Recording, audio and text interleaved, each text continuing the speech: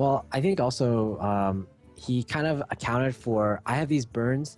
My opponent has these burns, and I have these heals, so I can kind of match those up. But when Antonitis gets like 4 or 5 fireballs, you Yeah. just can't There's deal nothing. with that. Yeah, exactly. Equality would have done a good job there of stopping the Antonitis spam. Yeah. So the score is 2-2. So we're gonna have one last game to determine who moves on in the Kinguin for Charity tournament, the final match of the day, and it's gonna be Mage versus Hunter. Yep, that's actually really.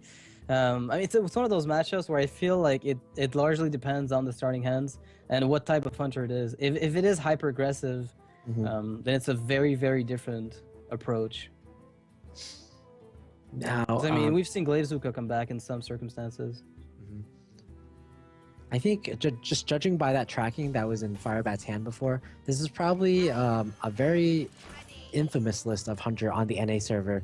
It was popularized by Broodstar, and it runs things such as 1 Hunter's Mark, 1 Owl, 1 Tracking, 1 Houndmaster, 1 Knife Juggler, and 1 Unleash the Hounds. Basically just a lot of one-ofs, and they just basically they help you react to any situation possible.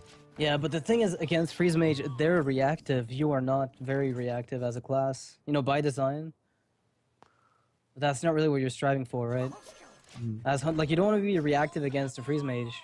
You've got nothing to react to. It's You just want to put that pressure on. yeah, and I don't think the hand that Firebat has right now is helping, unless he finds maybe a Huffer. That would help a lot. Oh well, Huffer's not even that good, I feel. he's not that good, but he's gonna help a little bit. So if Yeah. you trade Mad Scientist, he needs to have a Frostbolt for this guy. Which is more pressure than was put in the board already. Yeah, but I think Ping His can eyes kind of very- deal with this well. Or even a Loot Hoarder can kind of contest it. But pinging doesn't... I mean, armor plating is going to save the Huffer for at least one turn if a ping is played. That's true. But you can also Cone of Cold next turn, freeze the Huffer. Oh, of course. then Yeah, try I'm not saying try for Huffer. another ping. I'm not saying Huffer's gonna win the game here, Monk. Don't misquote me on that. It's just I'm looking at this and I'm like, there's no pressure. Maybe that'll help a bit. I don't know. Maybe I thought you had the impression that Huffer was going to do 4 damage every turn for the next 10 the rest turns. of the game, no. Yeah. Not even close. No, it was just like the one of the hopes of Firebat hinge on the fact that he might be able to get like 12 to 16 damage out of Huffer. He's gonna get about 8 to 12 maybe. Perfect well, top deck. Yeah, there we go. Not bad. Well played. Okay, so the Frostbolt's definitely going to come down. What other 2 drop? Yeah. Loot Hoarder, I mean, why play Blood Mage Thanos when you can just play the same card and keep the spell damage for later? Now, there are 2 Savannah High Mains right now in the Hunter's hand, which are probably exactly what he wants for turn 6 and 7. Because, I mean, even though they die, it's still... You want Savannah for turn 6, and then boom. And then boom. And then High Main. That would be pretty perfect. You know what, though? I think I almost prefer Dr. Boom when the mage is on 2 health and I drop it down and he has to Flame Strike, but he can't because he kills himself. Yeah, that's pretty great. Yeah, Dog is kind of in a funny situation. He can't really attack right now because it'll trigger a trap and then give his opponent 1 more charge of mana. So I think he's just going to sit here with the Loot Hoarder for a while. Yeah. Wait it out until he can actually get the burn that he needs to finish the game. Oh, wow. You've got to be kidding me. Firebat with the perfect top decks once again. Dr. Boom on curve. I mean, to be fair, this is kind of what tracking does to you. Yeah, of course. Tracking, he kind of weeded out some of his weaker cards, and he was able to draw closer into his deck, draw deeper into his deck for the higher value threats. Yeah, most definitely. I mean, that's the whole point of tracking being played. A lot of people don't like the card very much because they say it removes some really, really crucial options. But the point is that you weed out the ones that aren't crucial. Once they're, you've reached your mid game. Yeah, previously tracking had been cut from a lot of lists, but it's been coming back more and more these days because Hunter, it's gotten a few nerfs lately. Like other classes have more options to deal with these Hunter cards, like Muster for Battle, Shielded Minibot, all valuable additions to help deal with Hunter. But so these days, Hunters, they have to play it somewhat a little slower. So the tracking helps in that it helps them draw out their high mains, it helps them draw out their Dr. Booms in key situations like this. Yeah. Like, with a hand like this, Hunter has a pretty good shot at... I don't know, I feel like this is a pretty nice position. I mean, there's guaranteed to be a second Ice Bear coming from that Mad Scientist, but I think he has to stop the high main from attacking to deal too much damage. I mean, he can't afford just taking 6 and then 3, 5 more and like 12 a turn. That's just not a viable approach. Oh man, Dog has done so well trying to come back with his Freeze Mage, but Dr. Boom is like so I mean, the threatening. Cone of Cold is going to help quite a bit, but oh wow, and this is unfortunate because the Ice Bear just can't. It was just drawn by Dog, and what this means is that the Mad Scientist is going to spawn absolutely nothing. So that's 3 more mana he'll have to expand over the course of the next few turns. Yeah, probably, or even almost certainly the worst draw in Dog's deck. Yeah, most definitely. The Mad Scientist getting 0 value here. But he needs to get rid of these boom bots before he has to wipe them when he is on low health, right? Yeah. He doesn't want the boom bots to trigger Ice Block. So it's going to be Cone of Cold and... Okay, a Doomsayer. Fair enough. Pretty good play, depending on... Okay, Lothar cannot be deployed right now, so... Yeah, we already saw Firebat. He had to throw away Hunter's Mark in his tracking, so that won't be an option. So he essentially needed either an Owl or a Kill Command in order to go into the Doomsayer. He has neither, but I guess this is okay. It spawns a lot of Death Rattle minions. He plays Snake Trap, mostly for the sake of mind games, is my guess. But I feel like if Dog knows this list, he knows that his opponent... This list actually only runs 1 Freezing Trap and 1 Snake Trap. Alright, if he knows the list, then that's a very different story. Doomsayer coming out again. So this is actually a really nice card for him to use right now. Forcing Firebat to wipe the board once again cannot develop Lothar for the time being. And going all face is also not an option with the addition of the other Ice Barrier. He's got his Ice Block. And if he plays Lothar now, that Ice Block will be coming down on time later on. I mean, no Flame Strike will be playable, but that is still perfectly fine. Well, Firebat can clear this Doomsayer, but he has to give up a Bow Charge. No, it is definitely possible, or just Unleash even, whatever. I think it's fair. I think giving up the Bow Charge is alright because your opponent's never gonna, pretty much never gonna activate this Snake Trap anyway to give you an extra charge of bow. Yeah. So that Doomsayer at least tanked quite a bit of damage. It acted as a pseudo Ice Barrier number, 3 again. So that's been a lot of damage tanked by Doomsayers and Ice Barriers. Alright, once again, Dog needs an AoE. Well, Does he get it? Getting Flame Strikes and Blizzards. He hasn't found any of that. Oh, there it is. So the first Blizzard comes up. Do you start with Nova or Nova Blackline Pain, or do you keep that for the next turn? This is probably... Oh my god. Rilla from Web Spinner? No. No. Not that it matters much, but... I mean, this Lothar almost shuts out Dog out of the game. He has to Frost Nova right now. Yeah, this seems alright. Blood Mage, Stalmos, Frost Nova. Yeah, that is setting up a nice AoE if one is found. The problem is that Unleash the Hounds can kill Blood Mage Thanos in a weird manner. I think this is a list you're right. You talked about. 1 Juggler, 1 Unleash. The infamous list. Now Gazrilla coming out. Dog is going to be facepalming again. He's trying to figure out if it's from Web Spinner or from the deck. I saw his face just go, wait, what? What is this? At least it's not King Crush. King Crush actually would have been pretty devastating.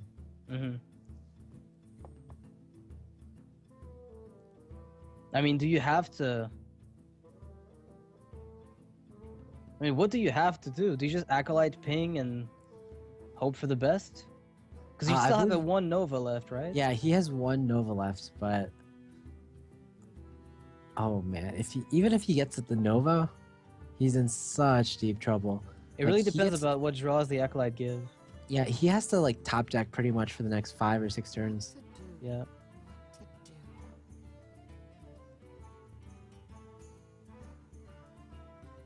Wow. The pressure of Hunter is just... This double Savannah Highmane with Dr. Boom was just absolutely crushing here.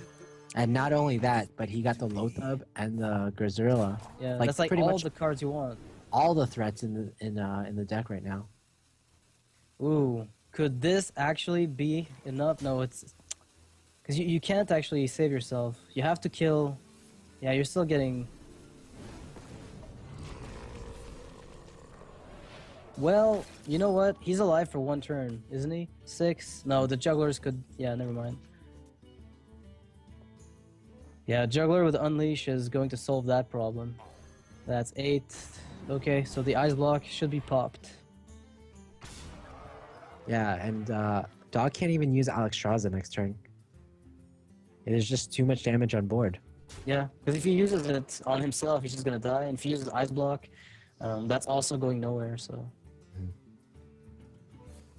That Gazrilla is not even useful. She was just like... So... I mean, at least she drew out an Ice Lance. Okay, I guess that's fine. But I mean, Dog knows there's no coming back, because the best he can do is stall for the next like 25 turns. That's all he can do. There's nothing. I would say 25 turns is a lot. Yeah, of I would turns. say like 1 turn maybe. That's right. But he knows there's nothing there. Oh, Acolyte into another Acolyte. Not very good. I mean, what could have possibly helped him here? He's not gonna suicide his Acolyte in his Thanos. It doesn't matter. Even if he draws, what is he going to draw that's going to help? The Lotheb? Yeah, and the Snake Shot might just win. Straight up. To the face. You're right, because even if he draws like... And that's the game. Yes, even if he draws anything he wants, Flame Strike, Blizzard, anything works. Hero Power will just kill him. He can't play anything he draws, regardless of what it is. Alright, so the Hunters beat the Mage. Feels like old Hearthstone. Nothing's changed, but then again, you know, the draws were really good on both sides. I mean, on the Hunter side, that was really, really nice. With the Savannah Highmane, Dr. Boom, Lotheb to lock down the Mage's ability to stabilize and wipe the board. And even the double Doomsayer on time didn't do anything. Yeah, interesting thing to note is that today, pretty much Hunter was either banned or it won all of its games. Exactly. That's pretty much what's happened in every single scenario we've seen it. Yeah. It was really weird. Hunter went 2-0 versus Neria, and then Firebat went 1-0 against Dog with Hunter. And yep. In every other series, Amaz versus Kaldi, both players brought Hunter. It was banned both times. Yep. And in the third match of the day, Gara versus RDU, Hunter was banned from both sides. So people have to really start respecting the Hunter if they want to do well in tournaments, I guess. Yeah, a lot of people have been saying that the class has been a little less strong since the advent of GVG, but mid-range Hunter is still just as good, if not, you know, enhanced by the addition of Dr. Boom in the metagame. All right, and I think that mostly wraps it up for today. We've had 4 really great matches. We started off with Amaz versus Kaldi, one of the most known players versus one of the most unknown players. And unfortunately for Kaldi, Amaz took that series with his awesome priest play. We had Neria versus Ekop. A few complications there, but we'll finish the rest of that game or rest of that match tomorrow for you guys. Gar versus RDU, the match of redemption, and it was Gara who got his redemption. And meanwhile, RDU has to wait for next time. And then finally, the battle of North America's best, Firebat versus Dog. Firebat took Dog out in some pretty close series. Yep. So this tournament, by the way, is organized for the purpose of, you know, a charity event. The charity event is Kinguin for Charity, which is for Child's Play Foundation, a foundation that aims to bring, you know, video games and toys and board games to you know, children who are sick in school, not in school.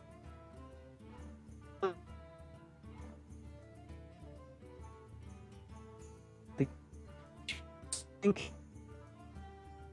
me go on more information. Oh, Noxious, are you there? Yes, what's up? Oh, you're kind of lagging a bit. Okay. I don't see it. Okay, we'll just well, yeah, again for Kinguin for charity. Well, let's just talk about that again. This tournament is for Kinguin for charity. So please go to our website, which is kinguin.net /for charity to see what we have to offer. We've got a lot of great content, some interviews for the players, and then you can read a bit more about the charity that we're playing for, basically, which is Child's Play, an organization that's bringing toys and games to hospitals all around the world, mostly in the United States, some in Canada, but they're expanding nationally.